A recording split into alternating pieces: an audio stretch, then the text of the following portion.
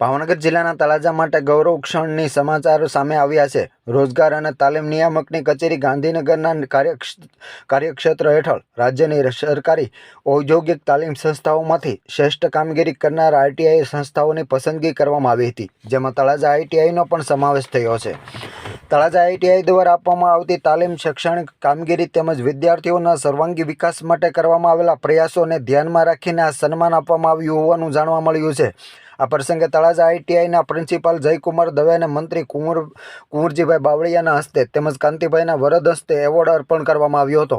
આ સિદ્ધિને લઈને તળાજા વિસ્તારમાંથી આનંદની લાગણી જોવા મળી રહી છે અને તળાજા આઈટીઆઈ પરિવારને વિવિધ ક્ષેત્રોમાંથી અભિનંદન પાઠવવામાં આવી રહ્યા છે।